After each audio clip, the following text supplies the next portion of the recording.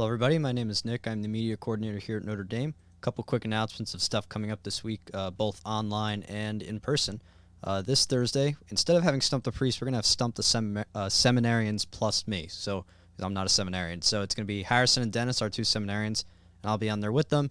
And we're going to answer all the questions that you normally submit to Stump the Priest. And we'll see how quickly we get stumped. Hopefully we'll have a decent shot. But if not, Father Scalera will be there as our lifeline. So you can submit questions at NotreDameNHP.com/questions or live in the comments, whichever you prefer.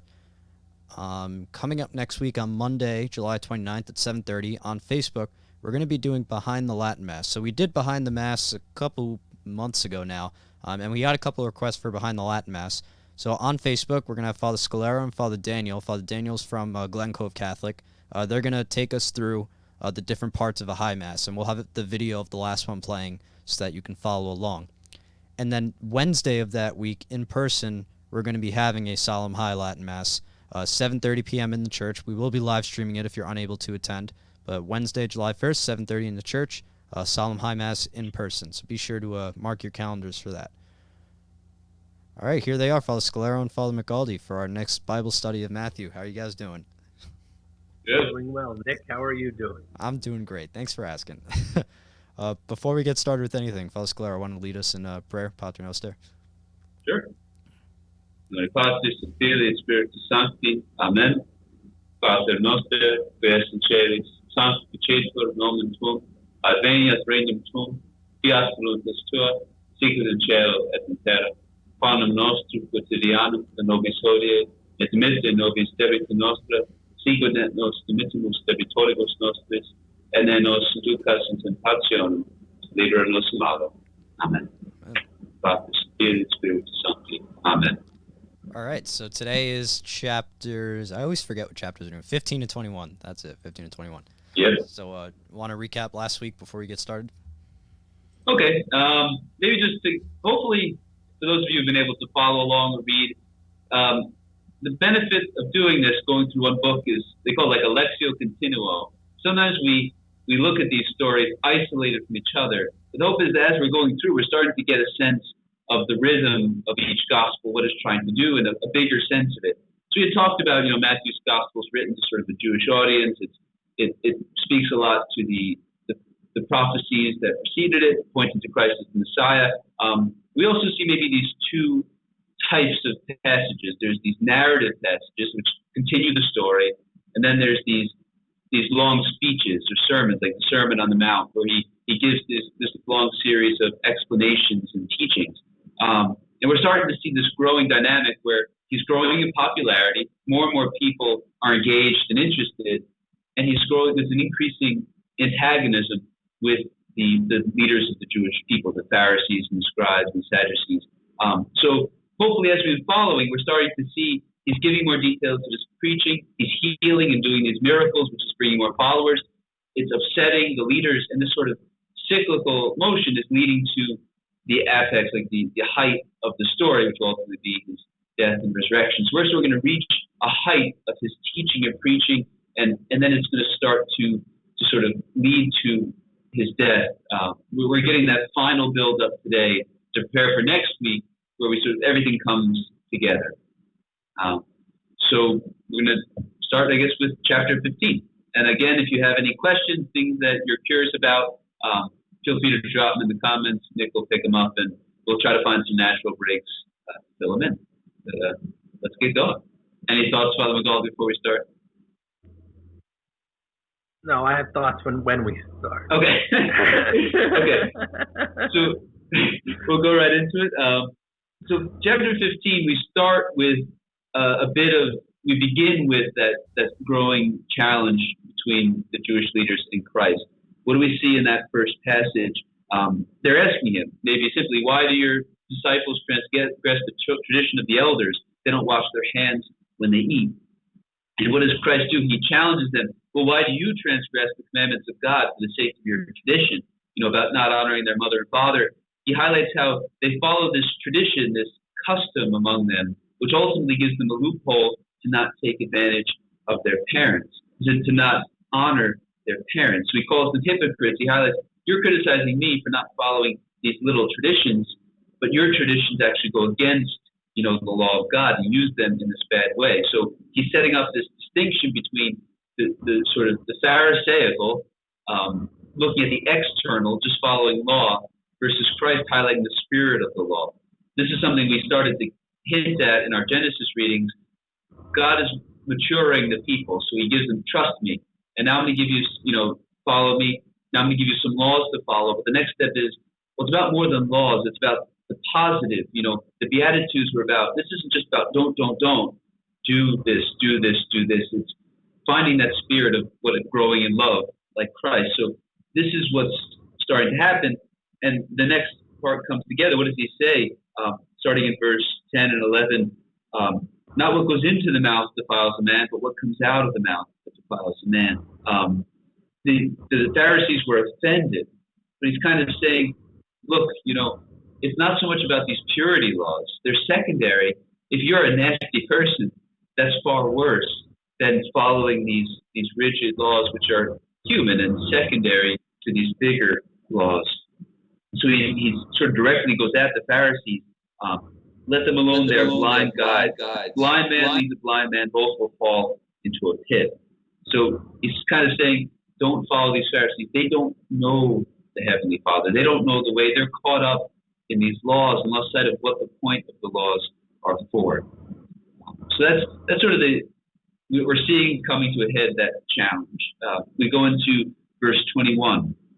This is a continuation of the narrative. Christ goes to Tyre and Sidon, and a Canaanite woman, a Gentile, comes to him and begs him to care for her daughter. And this is a passage people struggle with. And he says, Lord, help me. And he answers, it's not fair to take the children's bread and throw it to the dogs. So some people might say, well, that's kind of mean. Christ is calling her a dog. But it's interesting, you go to the Greek, and he speaks of it as like a family puppy. You have to feed your children before you can feed the lovable family puppy. So it's a nice, endearing expression. Like, you little rascal. It's like it could be a nice way to say something. And so he's highlighting his job is to first feed the children of Israel and then the non-Jewish people. But what happens is, this is a very beautiful passage, and even the dogs eat the crumbs that fall from the master's table. She's so humble that she takes that title unto herself and says, all I'm asking for is the smallest crumb of what you have to give. And he answers, O woman, great is your faith, let it be done for you as you desire. So we see that the faith of the non-Jewish people very often supersedes, like we talked about last week with the centurion, who amazed Christ with his faithfulness and recognizing God just had to say the word. Christ just had to say the word, and his servant will be healed. So verse 29, we've got more healings, and it just sort of amplifies. They bring the lame, the maimed, the blind, the mute, and many others, and he heals them all. And they glorify the God of Israel. There's sort of this growing fever pitch. And this passage chapter ends with the feeding of the 4,000. We already did the multiplication of the loaves and fish. It happens again. Blessed, broke, gave, super abundant. We see that sort of this Moses figure giving manna, giving this new bread, which points to the Eucharist. He will nourish them with what they need. So that's the trajectory of chapter 15. Any thoughts, Father?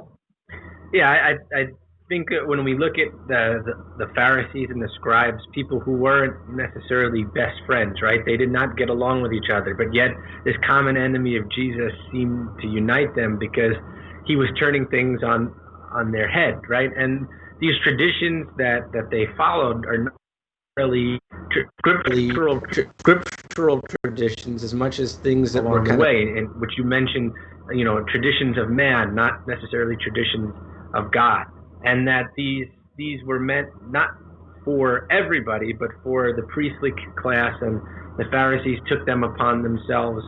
And I think that a lot of times we can see like faith as a checklist, right? I do this, I do this, I do this, so then I'm good. But it's not just a checklist in the sense of like, I followed these laws, I followed these rules. What's in our heart, right?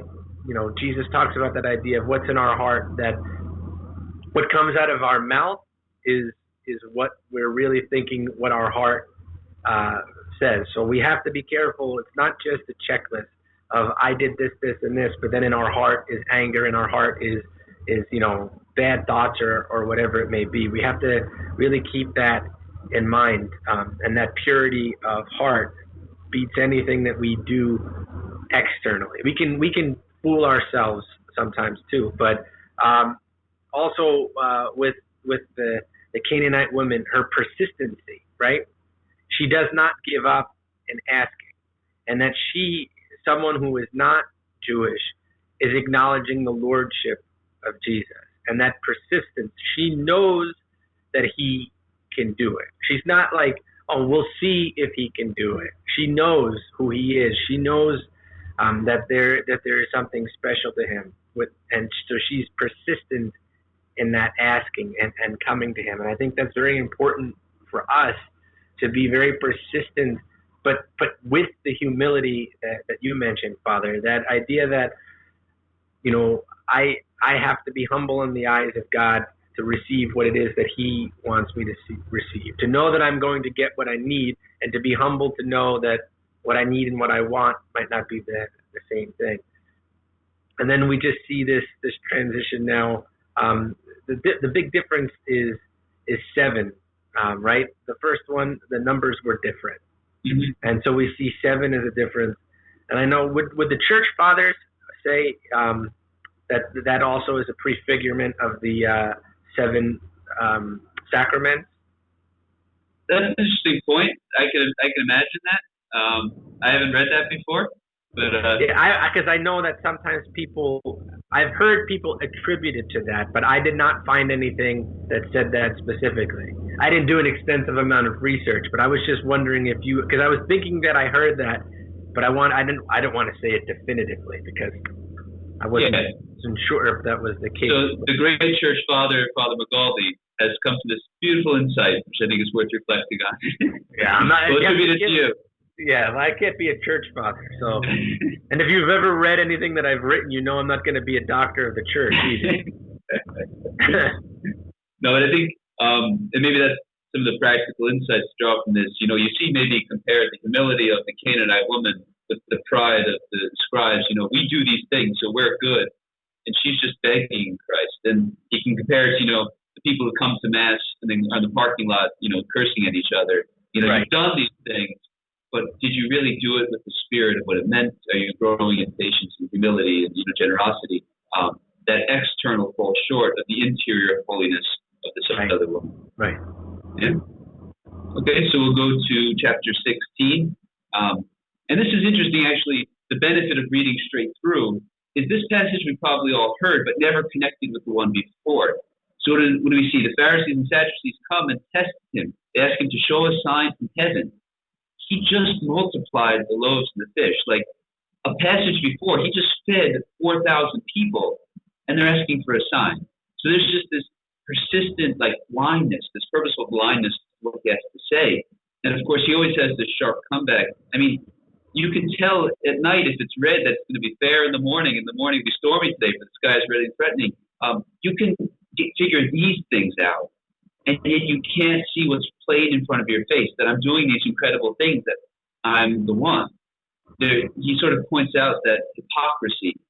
And of course, he says the one sign you'll be given is the sign of Jonah, the sign of him, rising on the third day, as Jonah went into the belly of the whale for 3 days. So now, starting in verse 5, he points out to the disciples to not listen to the leaven of the Pharisees, sort of that the leaven that doesn't bring life, that doesn't raise up. The disciples, of course, are blind to it. They said, "Well, we don't have any bread. What leaven? What leaven are we talking about?" It kind of helps them see that it's the teaching of the Pharisees and Sadducees that doesn't leaven the way that it should, doesn't raise up like Christ's teaching does. And here in chapter 16, verse 13, we have one of the most important passages in Matthew's Gospel. So they're in Caesarea Philippi, and Christ asks, who do men say that the Son of Man is? Some say John the Baptist, others say Elijah, others Jeremiah. But who do you say that I am? And it's Simon Peter who says, you are the Christ, the Son of the living God. And Jesus says, blessed are you, for flesh and blood has not revealed this to you, but my Father who is heaven. And I tell you, you are Peter, and on this rock I will build my church, and the gates of hell shall not prevail against. So we have sort of the foundation of the mission of Peter as the Pope. So a lot would argue this is a reason why the Gospel of Matthew has been pushed back as a secondary book after Mark, because Matthew is perhaps the most explicit in saying, in this moment, Jesus established Peter as the rock of the church, as the foundation, as the first among the apostles. And he gives him the right. He says, whatever you bind on earth will be bound on earth, whatever you bind in heaven will be bound in heaven, or loosed in heaven. He sort of entrusts to him this power over the church. He institutes this earthly church and gives authority to bishops, particularly the Pope, as an extension of himself, as his vicar, why we call the Pope the vicar of Christ. So we see this great act of faith on the part of Peter, and it's affirmed by Christ. And when somebody argues with the primacy of Peter, it's hard not to look at this and say, it's pretty clear what Christ did. Of course, the beauty is recognizing the brokenness of the apostles, that they're all still not perfect. The moment after that, Jesus foretells his death and resurrection, and Peter says, no, heaven forbid that happens. And he says, get behind me, Satan. You are a hindrance to me. You're trying to prevent me from doing what I meant to do. So Peter has this beautiful moment of faith. Of course, he messes up, which is great for us to see that all of us in the same way, we can, do these incredible acts of faith. We can put our trust in God and yet still fall short. So any thoughts on those sort of like these essential moments? You're asking me, right? Not the people who are. Well, I think that I was reading something about the leaven, because that was something that was always confusing to me, and I didn't want to look like an idiot while we were doing this. And one of the authors I was reading went back to Exodus, right? So continuing with that theme of the new Moses, when they were leaving Egypt, that they left the leaven behind, right? And so that idea of leaving that behind, and be careful of the leaven of the Pharisees, right? That's the kind of leaven that you want to leave behind, because it's not going to be helpful. It's not going to be what we need. And then this idea of who do you say that I am, right? It's so important, because we have so many versions of Jesus that it's not really Christ, right? The scriptural Christ, and we talked about this at the very beginning. This is not some kind of personal exercise in which we discover who Christ is for me, and then that who Christ is for me could be different who Christ is for you. There are ways that I relate to Christ that are different because I'm my own person, but Jesus is Jesus, right? He is the Messiah, the Son of the living God. And this idea of the Messiah and this idea of what Christ is building, right? Like the church that Christ builds is not the same as the temple that was built by Solomon, right? It's not a single location where a handful of the chosen people can offer sacrifice, but rather it expands beyond just the physical structures that the people were used to at the time, and that the church is built on the rock of Peter, right? And that the apostles pass on the church from generation to generation. And as long as there are the apostles, the bishops, and the priests, right, and the sacrifice of the mass is offered, it's not a single structure, but now the church is expanding and different, and looks different than what it did, what they would have understood before, right? Like the promise to King David, right? That this kingship that will come from his lineage. It's not an earthly kingship. It's something different than what they probably were expecting. And we see the importance of that authority of the keys given to Peter, and how, like you said, that was passed on from generation to generation. And that is how we pass on the church. It's not limited to one physical structure. The church isn't St. Peter's in Rome, right? The church is all of us under the direction of the Vicar of Christ, the Pope. But we all make up the church, and it's not one physical structure the way that the temple was. So that's a big shift that we're starting to see, that I'm sure the apostles weren't quite grasping all of what he was saying. And maybe those ideas could be tied together. You talked about, who do you say that I am? Trying to figure out who Christ is.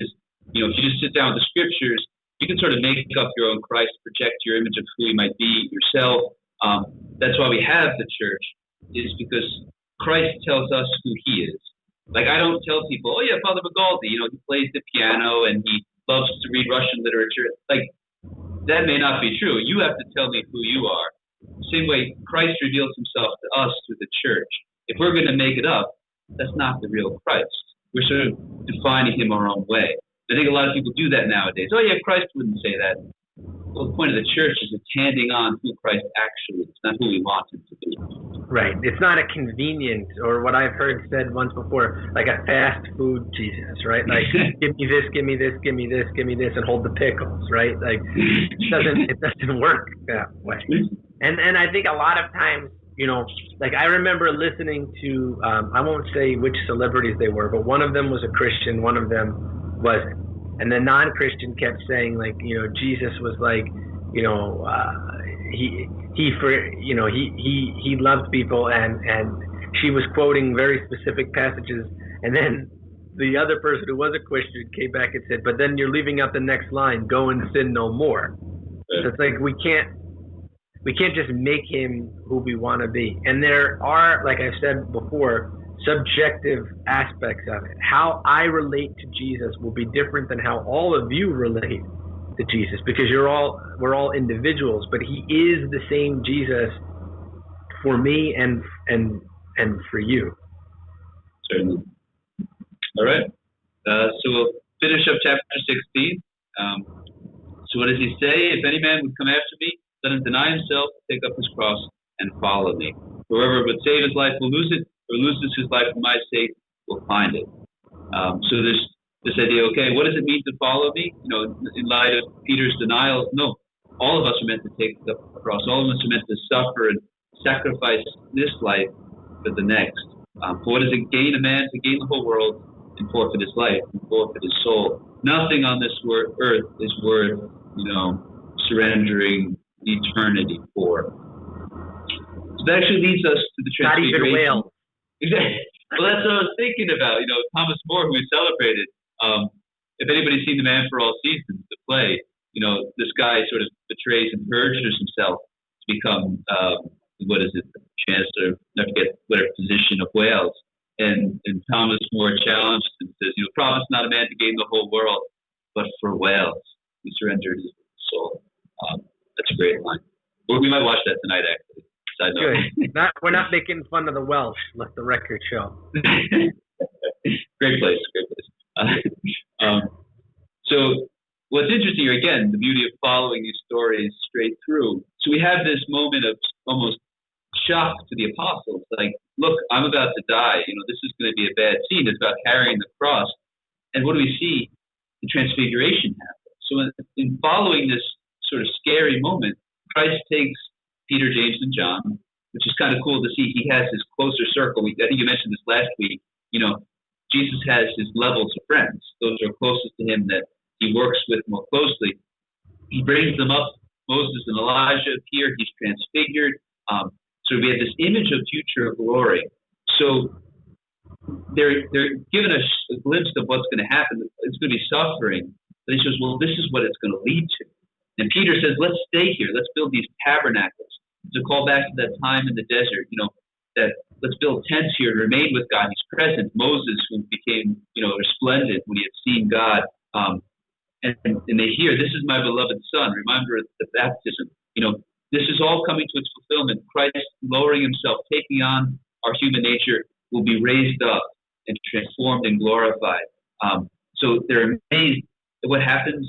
It sort of all goes away. It says, tell no one until the Son of Man is raised from the dead. So I've given you this little glimpse to give you hope through the suffering, hope through the difficult time. When it seems like it's dark, when I'm underground for 3 days, remember this. This is what it's all about. He says sort of, John the Baptist was Elijah. Everybody missed that. He sort of says this down in verse 10. But, you know, John the Baptist was he. I'm the one that we're waiting for. This is what it's going to lead to. So it's kind of a beautiful passage. Any thoughts on the Transfiguration? To remove the scandal of the cross, right? That's part of the prayers for the Feast of the Transfiguration.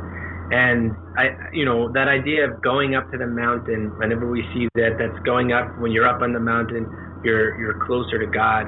But like, I think that one of the things that a lot of times when I talk to people, we know that Jesus won. We know that the resurrection took place. We know, so often we know that as long as we stay faithful, we can be with God forever in the glory of heaven. But sometimes it's very easy to forget. And one of the things I think about with the transformation, or I always like in movies when the beginning of the movie is like a flash forward to the end of the movie, right? So like it starts off and like somebody's in like this desperate situation and you don't know what's going to happen. You don't know how they got there. You don't know what's going on. And then like right before something happens, it cuts and it goes back to the beginning and it says like 1 month earlier or something like that. And then by the time, if it's a good movie, by the time you get back to that part, you forgot. It's like, oh, right, that's right. He had his back in the corner, right? And then like, so in real life, we know the end of the story, but sometimes we forget.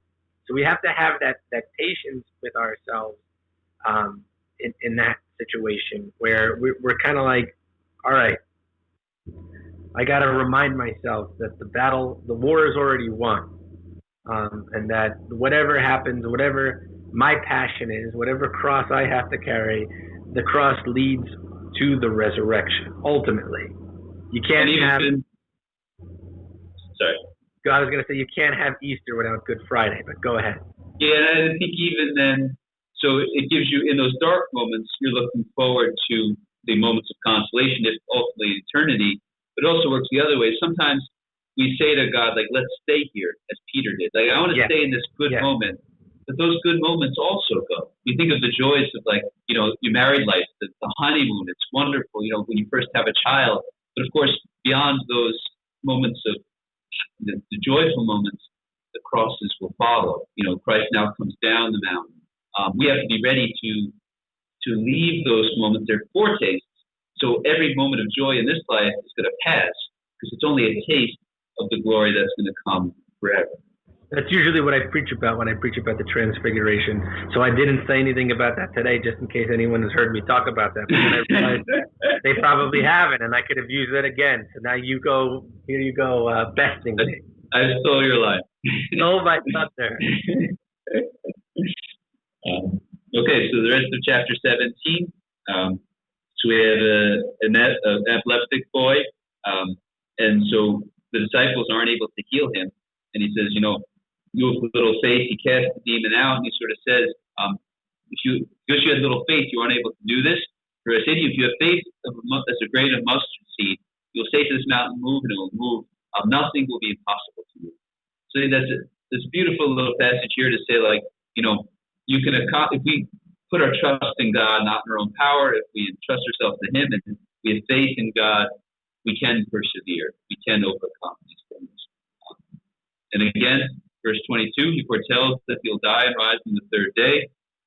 And then verse 24 is an interesting passage. So they're trying to start to trap Jesus. So we're getting to that point where the Pharisees have had enough. So they say, does not your teacher pay the temple tax? He says yes, and he goes to Jesus, and there's this confusion. So Jesus says, who do kings take tribute from? From their sons or from, these foreigners? And they say from others. So Jesus is sort of saying, I shouldn't be paying the temple tax. This is my father. I'm not going to pay a tax to the home of my father. But so that they're not scandalized, go fish, and out of the fish comes this shekel that's worth 2 of them, and that covers our cost. So it's interesting. On one hand, he shows us, the privilege of being a son of God. All of us share that.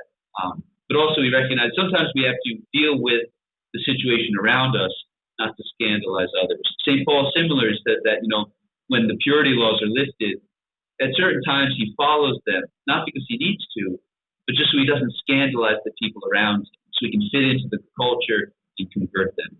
But I think it's interesting to see. So that's the end of chapter 17. Anything on those little stories? Yeah, that's why I don't tell people I'm friends with you. I don't want to scandalize anyone. In case they know me. Yeah. But I think it's true. We don't always want to stand out in the culture around us, and there can be a good part of that, where if we stand out, people are less likely to to get to know us, and we have less chance of opening our hearts to the gospel.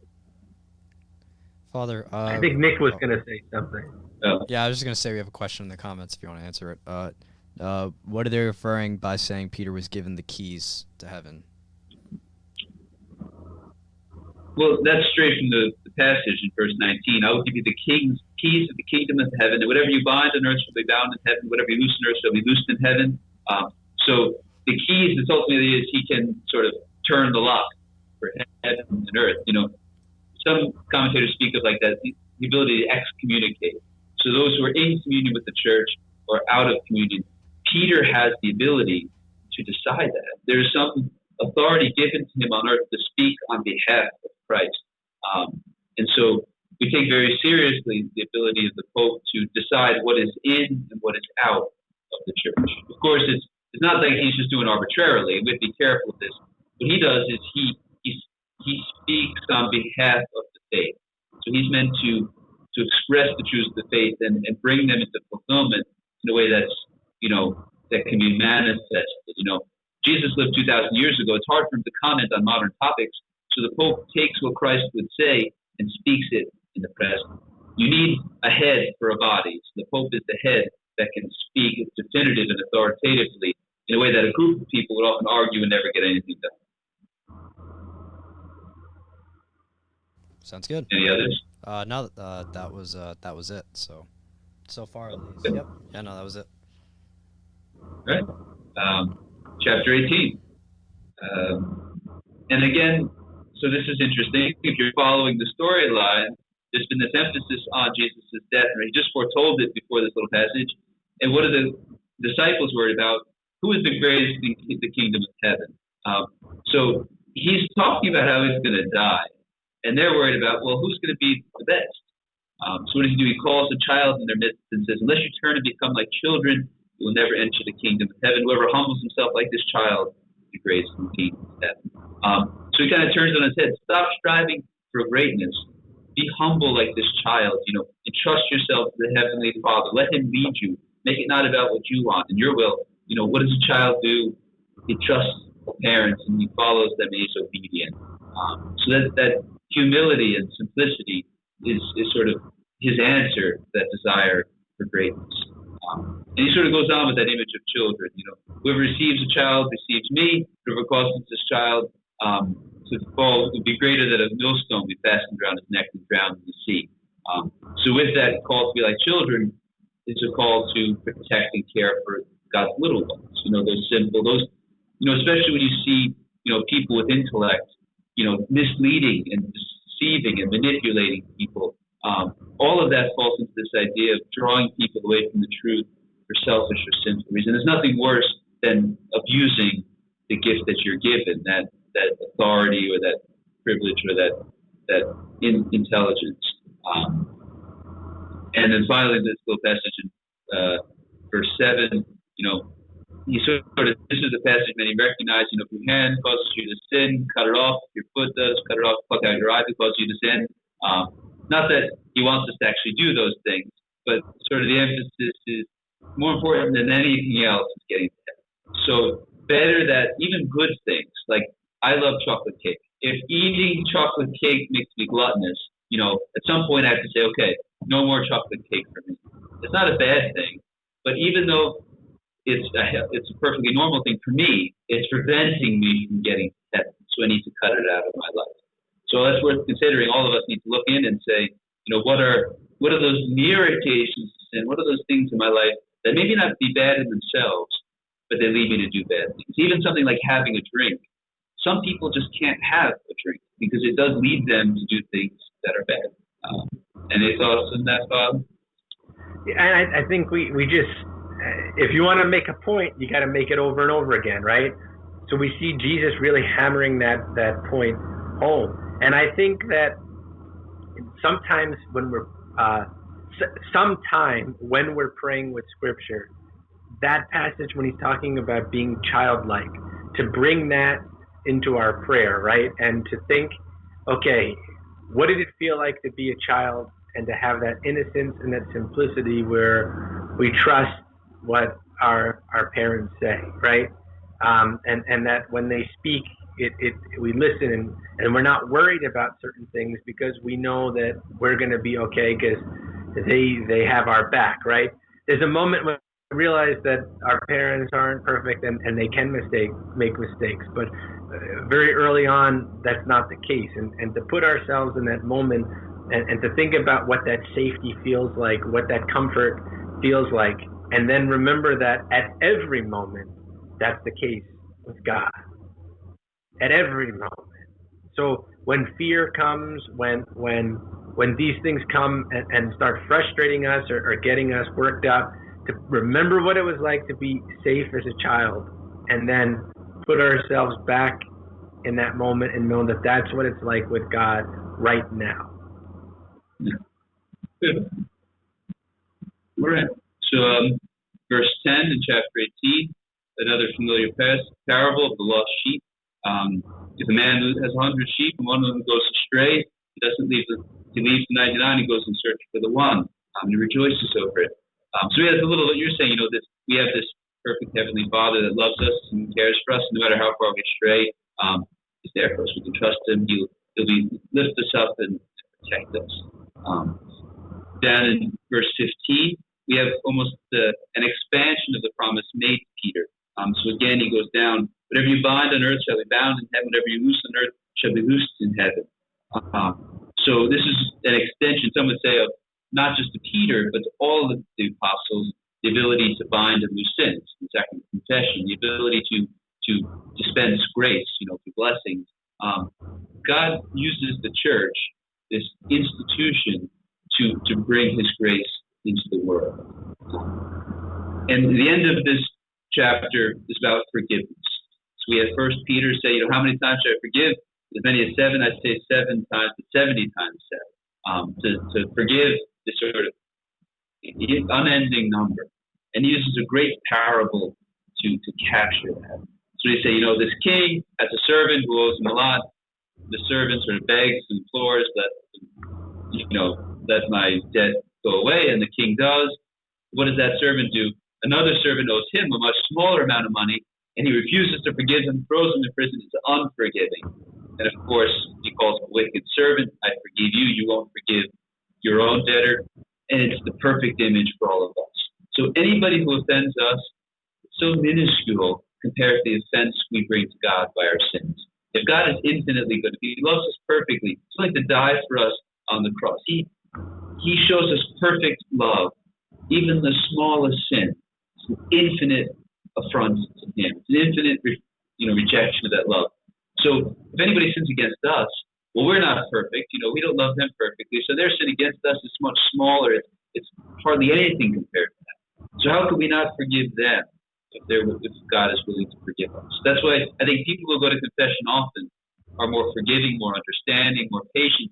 Because if I know I've got a lot of work to do, I'm going to be more patient with you. I tell married couples, the best thing you can do for your marriage is to go to confession often. Because the first question you're going to ask is, how can I be better? I'm not going to be constantly pointing out their faults and say, what can make me a better husband or wife? Any thoughts? Yeah, forgiveness is something that's very hard for us as people. And it comes down to pride, right?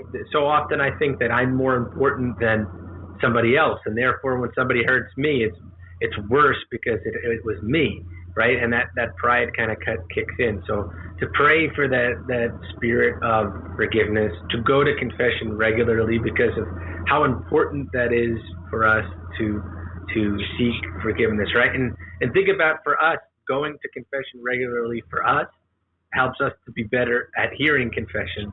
But I'll never forget, there was a moment where I was with one of my classmates, and somebody had done something that frustrated me. And as I was complaining about it, I saw my friend's face start to change. And I was like, I know I do this too, but we could all agree he does it worse than I do, right? So there's that temptation to be like, yeah, I do that too, but that they're worse than that. And then to have that examination of conscience at the end of the day, where if we look at the things that we failed, right? We look at, like you mentioned, the chocolate cake. What are the things of the world that we're too attached to, that if we were to do a spiritual inventory that we would need to kind of let go of? if we can do those things, then I think it's helpful to realize that we're not perfect, and then it's easier to forgive those who aren't perfect. Mm-hmm. Certainly. All right. So chapter 19, we have a revival of that passage on divorce, a little expanded. So back in the Sermon on the Mount, he spoke of, Moses allowed you to divorce, but I tell you, no divorce is allowed. So what's interesting is first, he appeals to an older law than Moses, which is kind of beautiful. He talks about, back to the story of Genesis. Have you not read that he who made them from the beginning made them male and female, that they should become one? So what God has joined, let no man put asunder. So he says, Moses let you divorce because of your hardness of heart, because you weren't ready for this. But I tell you, you're called to more than that. If you divorce and remarry, you commit adultery. One thing people get confused about, whoever divorces his wife except for unchastity. So a lot of commentators would break this down and say except for unlawful marriages. So referencing a type of marriage like marrying a sibling or something that is unlawful within the Jewish law, that would be grounds for separation because it wasn't a good marriage to begin with. But any other marriage is it's indissoluble. It's two become one. And then actually what's interesting is after that, verse 10, he talks about, if such is the case of a man with his wife, it's not expedient to marry. It's hard to be married. Maybe it's better that we don't. The disciples are saying this. And he says, not all men can be married. Some, are made eunuchs by birth, some by men, and some are eunuchs for the sake of the kingdom of God. Some take on celibacy, don't marry for God's sake, for whatever reason, for the good of eternal life. He's able to receive this, let him receive it. So those who are called, and of course this is maybe a vocation director moment, those who are called to sacrifice the beauty of marriage, that's for the sake of the kingdom of God, and those who can are called to. And I think that it continues again that trend of the earthly good versus the eternal good. Marriage is a good, right? And you experience the fruit of God's love and the fruit of the Trinity within the marriage, right? The two become one, and then new life comes from there, and you're participating in the creation of God, that creating aspect of God by creating new life with God, right? And that love of the Trinity and marriage participates in the love of the Trinity. It is a good. Marriage is good. And those who are called to not be married, right? Whether it's brothers or sisters, like religious brothers or sisters, not like two people who are brothers and sisters, they're not going to marry each other. That's a good thing too, but right? So like if you're going to be a sister or a brother or a priest, right? That you're taking something that is a good, and that a good that we can experience on earth, and foregoing that good to show that to be a constant reminder that there is a greater good, which is heaven, right? Marriage is good, and we need people to be married. So I'm not saying like a priest or a nun is better than a married couple. That's not what I mean by saying the greater good of heaven, pointing to the greater good of heaven. So that celibacy is something that shows that there's more than just what this earth has to offer and what this earth has to provide. And it's not something that's a burden, but that sacrifice brings a tremendous amount of grace and a tremendous amount of gifts that come with that. So if you're on the fence, Sure. it's a good thing. It's not a bad thing. And that is, all of this is good if it's for God's kingdom. It all Right. leads to that. Okay. So verse 13, we have a little passage, let the children come to me, do not hinder them, for such belongs to the kingdom of heaven. We had that similar to before. And then the story of the rich young man, another one we're probably familiar with from Sunday Mass. What do I need to do to inherit eternal life? He's kept the commandments. He says, don't kill, don't commit adultery. And he said, I've done all these things. And Jesus says, well, then sell all you have and follow me. If you will be perfect, so what you have, and you will have treasure in heaven. But the young man is sorrowful because he had great possessions. It's easier for the camel to pass through the eye of a needle than rich man to enter the kingdom of heaven. So Christ isn't saying here, you need to become poor, you can't get to heaven. Joseph of Arimathea, I read a little passage, he was a rich man, but he followed Christ. And it's more about the detachment from those things, being poor in spirit, being, ready to let go of all of it and being generous with it. I think that's the big difference. For way down, I was reading a spiritual office, they talked about, all of these things that attach us to, like threads that prevent us from flying. Our souls are like the sparrow trying to fly off. And each of those things weighs down. So the more we have, the harder it is to fly to heaven. So this is the emphasis, that all of this prevents us. It's easier for a camel to pass through the eye of a needle. Who can be saved then, they say. And this is interesting. With men, this is impossible. With God, all things are possible. So even then it says, on our own, this is hard. We're never going to be able to do it. We're never going to be able to detach ourselves from earthly things. But with God, by His grace, we'll be able to do it. We'll be able to leave behind all that tempts us, all that sort of holds us down. We'll have the grace to overcome it. So we're sort of given that message of hope that seems impossible. But so this is almost a great dynamic to hold on to. All of the Christian life, going back to living out marriage, living out celibacy, it's hard. It's impossible for us. But by God's grace, it is possible. And he says, of course, to the 12, you will be the descendants of the 12 tribes of Israel and sit on the thrones. And because they ask, what are we going to get? So that's what he tells them. Any last thoughts on 19?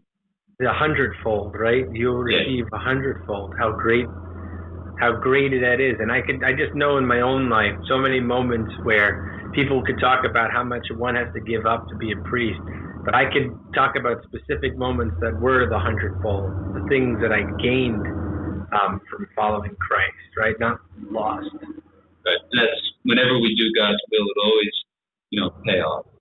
And that's the last line in the chapter. But many that are first will be last, and the last first. Those who humble themselves and serve and put others first and follow God's will be raised in the end. If not in this life, hundredfold will come. Chapter 20, the first parable, is actually, I think, one of the most troublesome parables that people struggle with. It's hiring the laborers for the vineyard. So this owner of the vineyard goes out, at 9 a.m., at noon, at 3 p.m., at 5 p.m., and he just says, okay, you don't know how to work, come. At the end of the day, he pays them all the same thing. And the ones who got hired to be there are quite upset. Well, you gave them, the same amount as you gave us. And God says, well, this was a just wage. This is what we agreed on. What's wrong with that? And I think it highlights the fact that, one, God's, generosity, that no matter how late in life we come to Him, the reward can still be eternity. We think of a deathbed conversion or confession. St. Dismas, who died on the side of Christ, said, remember me when you come into your kingdom. And rather than be jealous of that, we should appreciate the generosity of God that He's willing to raise up. We should be happy that our family, friends, other people who maybe are far from God in those last moments can be raised up.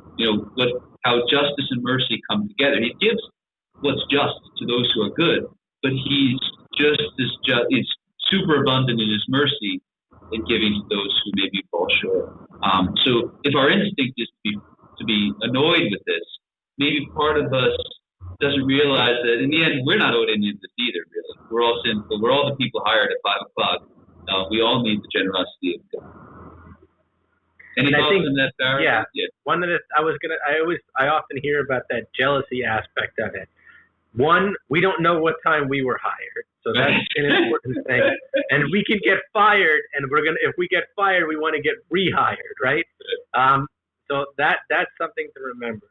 Two, if we go back to just the passage before, right? Once again, that continuity, that idea of those who have given up all these things to follow me will be given 100-fold in this life and in the next, right? That being a disciple of Christ is a reward. And think about spending your entire life without God, or rejecting God, or fighting God. and sinning and doing all these things, that if sin is what we say it is, right, even though some people might have fun while they're sinning, the emptiness that sin leaves in our heart. So think about, if we followed Christ our whole life, there's that joy and that peace that comes from that someone who gets hired late, that someone who has that deathbed conversion missed their entire life. So in a certain sense, even though they might have been doing bad things and having fun during some of those bad things, there's a high probability that there was an emptiness that went with that that's far worse than being able to do whatever you want, or far worse than not being able to give in to every one of our instincts, but enjoying friendship with Christ for our whole life. So to remember that suffering that would have went on anyway. So that deathbed conversion didn't come without a realization of a lost life, right? If someone converts at the end of their life, that means to a certain extent, their entire life before that moment was wasted. And they wasted their life up until that moment. And how terrible that is. So this deathbed conversion is not like someone did whatever they want and then they got off scot-free. That there was suffering and pain with that too. And I'd much rather not be able to do whatever I want and have Jesus in my life than to be able to do whatever I want and hope that before I die, I could just say, I'm good. I'm ready. Baptize me. That's a good one. I'm going to steal that. Go ahead. Yeah, there's the value of laboring in the vineyard that maybe is discounted as, a good thing. Sure. So, verse 17. So as Jesus was going up to Jerusalem, so again, we're setting that tone where Christ is climbing to Calvary. He sort of finished his mission. He's making that final journey. Again, for the third time, he says he'll be condemned to death, mocked, scourged, crucified, and raised on the third day. Down at verse 20, we have another sort of, again, which is funny. He reminds them he's about to suffer, and what's the response after that? The mother of the sons of Zebedee says, who will be, can my son sit next to you in heaven? What's their concern, their position, their glory, their greatness? And he says, you have to be able to drink the chalice that I'm to drink. You are to suffer and die and, go through all this, which, of course, all the apostles do, except for John. And he sort of highlights the idea that it's not about exercising authority, but being a humble servant. Whoever would be first among you must be a slave. That the Son of Man came not to serve, but to be served, and to give not to be served, but to serve, to give his life as a ransom for many. Which is a great passage and a good message for those who hold authority. I know for us as priests, in a parish, it's not about being lauded or cared for. It's our job is to lay down our lives for the people in our flock. We think of police officers with authority. Their job is to protect and serve the community. We think of politicians. They're not meant to enrich themselves by political power. They're meant to serve the people of the nation who they represent. The idea of the message of Christ is he, God himself, lays his life down to serve all of us. In the same way, all of us are meant to serve those who are lesser than us, to give to those who have need. We're not supposed to take our position and lord it. We're supposed to, with that sort of dignity, comes incredible duty. The more we're given, the more is expected. Those sorts of things. Do you have any thoughts on that passage? At this point, anything that I would say would not be worth wasting people's time. I think you did a good job. Okay. So verse 29, honesty. That's it. Yeah. So maybe you're too humble. Well, we're supposed to be childlike, right? I was listening. So verse 29, two blind men, asked to be healed. The crowd rebukes them to be silent, and Jesus stops and calls them, what do you want me to do? Open their eyes, and Jesus touches their eyes, and they're healed. Now, chapter 21, we're sort of entering the climax of the gospel. Jesus enters into Jerusalem. Sort of, we see what's happening. The highlight of people are excited for him to come. He's coming into the city, fulfilling the prophecy. It's a donkey and a colt. So that's a misunderstanding of the prophecy. They're two words, the same thing. Matthew speaks of them as two different animals. He rides in, the fulfillment of the prophecies. The crowds are shouting, Hosanna to the Son of David. Blessed is he who comes. In the name of the Lord. It's highlighted that a commentary says, Christ doesn't tell them to be silent now. This is it. They're ready. The message is coming. I'm here. This is what's going to divide the world. Am I the Messiah or not? Do you accept me or not? And what does he do? He goes right into the temple and he cleanses it. So now this is an expression of his authority. He's here to flip the tables of what's been done and rebuild it, restore it. And to read through this passage again, the more I've been reading it, the more it's been like shocking to imagine and envision what's happening. So he comes in, he drives out all who sold and bought in the temple, he overturns the tables of the money changers, and those who sold pigeons. He says to them, my house shall be called, it is written, my house shall be called the house of prayer, but you make it a den of robbers. What happens next? And the blind and the lame come to him in the temple and he heals them. So in the midst of this mayhem, he's chasing people with, the other gospels say, with whips and cords, flipping tables. And in the midst of that, people can see who are blind, people who are lame can walk. It's almost like absolute chaos. But in the end, it's almost like Christ is creating order out of the chaos. He's restoring this messed up place, and it's being manifested with people spontaneously being healed. So it testifies to his authority, and it's really vivid to think, if I was standing there, how overwhelming. Like this guy comes in, disrupts all that's going on. People are screaming that they're feeling better. It would really be like I'm not blind anymore. You're like, what's happening? Like people are being chased and whipped, and he's healing people. So I find it just sort of this beautiful image to imagine being part of, and it's so unsettling. And maybe that captures what Christ does. Is he flips tables in the Jewish religion. If I was a Jew back then, how would you? I haven't eaten pork all my life because this is the law. I have been doing all these things, and it's all about to be sort of flipped over in a good way, and that like we see the healing result of it. But even that makes it more frightening. There's like a holy terror to this. It's frightening to surrender ourselves to God in that situation. Do you have any thoughts on the cleansing of the temple? No, I think you did a good job. I mean, I would just talk about righteous anger, but that's something that I don't feel like getting into right now. Okay. Yeah, we're running low on time.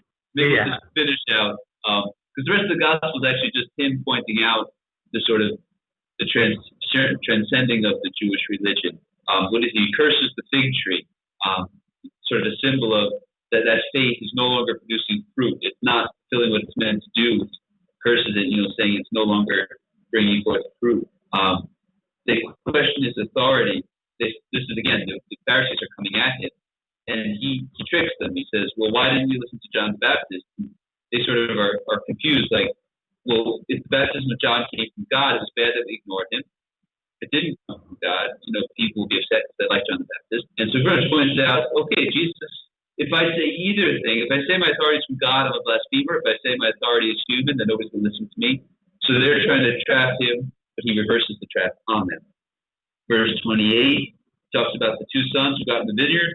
One says yes, but does the work. One says, no. One says yes and doesn't do the work. One says no and then does it. What is it that? Okay, the Jewish people who said yes to God and now say no to him and won't follow, while the Gentiles, the sinners, the harlots, the tax collectors, their hearts made a no initially, but now they're open to the grace of Christ. So he's pointing out, the Pharisees are those who said yes but have failed, and the sinners are those who said no and have repented. Verse 33, again against them. This householder has a vineyard. He plants it, builds it up, makes it all nice. He leases it out, and the tenants kill the representatives meant to get the money and eventually kill his own son. Again, a prediction of what's going to happen. And they say, oh, that's a terrible thing. The landowners should pay. Well, that's what you've done. I've given you all that you need to be prepared for me to arrive, and you've been blind to it. You haven't opened yourselves to the Son who's coming. You killed the prophets, and now you're going to kill the Son of God who gave you the vineyard. So again, attacking the Pharisees. And finally, just that stone rejected by the builder. So as much as they've rejected truth, it will become the cornerstone. As much as they reject Christ, he will ultimately be the cornerstone to the future of this new church, this new temple he's building, which goes beyond the temple building. Okay, that's chapter 21. Any closing thoughts? I feel like this is our best one yet. It was pretty fun. We're hitting our stride. Too bad you only got one more. I know. Well, that's usually how it goes, right? You peak and then it's over.